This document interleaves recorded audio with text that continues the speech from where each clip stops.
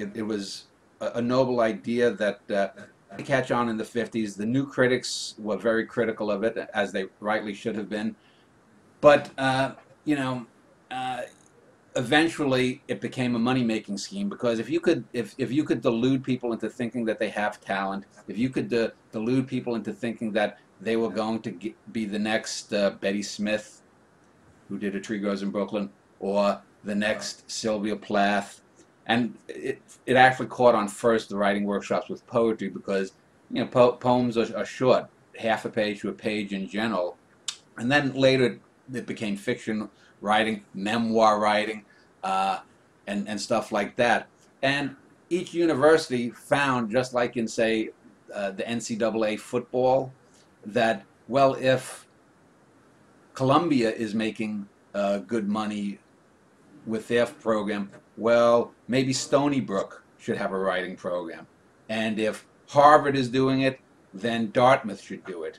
And if the University of Iowa is doing it, well, of course, the University of Minnesota should do it, and so on and so forth. And so by the time you got to the 1970s, probably a third to a half of colleges probably had some form of creative writing program. By the time you hit the 1980s, almost all of them did. And it's to the point that in this country, you're probably churning out 20 to 25,000 MFA graduates a year. And of course, the only people who, you know, this matters to is other MFA graduates who start up their own little webzines now, or little print magazines, or little presses that they would start in the 80s or 90s. And for everyone else, it didn't really matter, because it became an increasingly insular circle of people who just didn't have any real touch with the outer world. If you look back 100 years ago, or even earlier, the Mark Twains, the Joseph Conrads, the Herman Melvilles, even people like the Richard Wrights later on, people like Carson McCullers. These people were not products of writing school workshops. They went out, they lived lives, they lived in the real world. Some of them were journalists at newspapers and learned how to write that way. But there was no insularity. There was no, oh, you must write about this. And because of this increasing insularity, and because of World War II and the ascendance of liberalism in colleges, you ended up getting more increasingly political writing as well, which again made most of the writing irrelevant, because while you can have politics in art, most political art is more political than art. And so that again fractures things. Just like if you look in the internet today, you used to have 3 major networks and a few local independent channels in any local region of the country. Now you have 500 channels. You have the internet. You have cable television. You have Netflix. You have Hulu. You have whatever these services are. And so you get increasingly fractured audience. And the same thing has happened with books. You had people, not only is it fractured within the reading public, but people who used to read for entertainment are now going online or gaming, just like the movie industry has lost. So you've got a lot more options of people to read. You've got more people writing than ever. So you end up with people, I mean, if you look at poetry websites, I mean, my website started out as a poetry website, but I got like 40 hits, I think, in the first 2 or 3. So I had to expand that out. But a lot of people have these blogs of poetry where they write these long, inane theories about writing poetry or fiction that they are usually just bastardized versions of what they learned elsewhere. And it has no real relevance. It has no real touch with anyone. It just increasingly removes people from the mainstream. And it's part of the reason why most people don't read, because you don't have people who are writing for a mass audience. Not that that in and of itself makes something good or great. You need the talent and a skill with words to do that. But if you're only writing for left-handed lesbian Eskimos who have been raped by, Greenland colonists from Denmark, it's not going to sell, and it's not going to interest anybody. And this applies more broadly across the artistic spectrum as well. But that point is made. What is the MFA writing mill?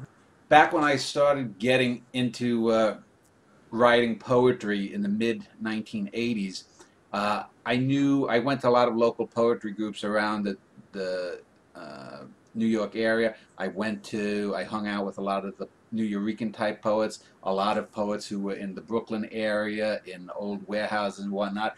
And a lot of them were what I would sort of call MFA dross. They had gone through 15 or 20 years of just taking classes to learn how to write this, that, or the other thing.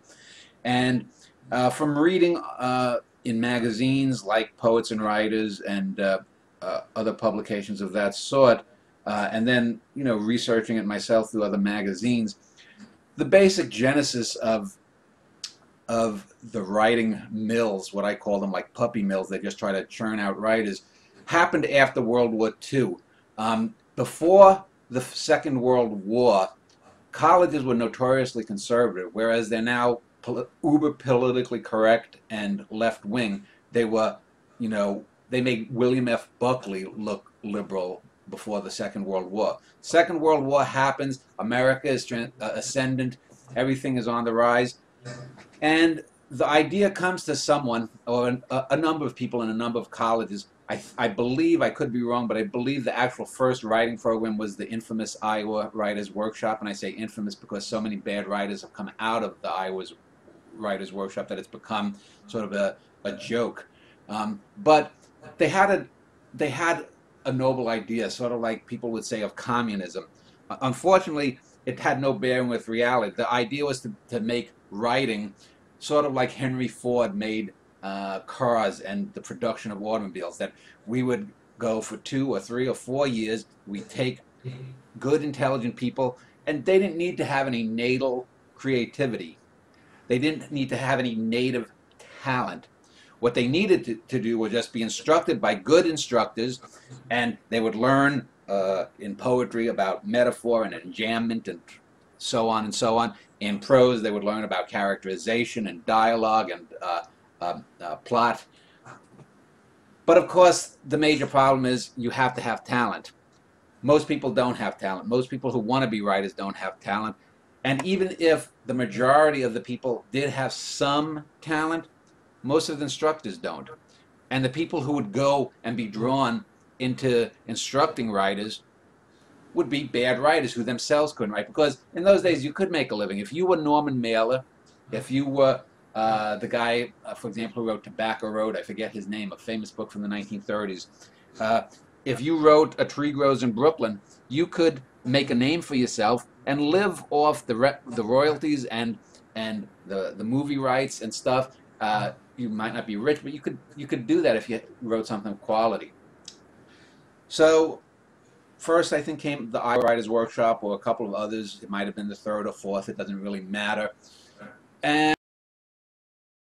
15 or so years, there was some debate. There were people like would be called the new critics, which were people who took the idea that you don't need to know what the writer was doing. You just have to deal with the work.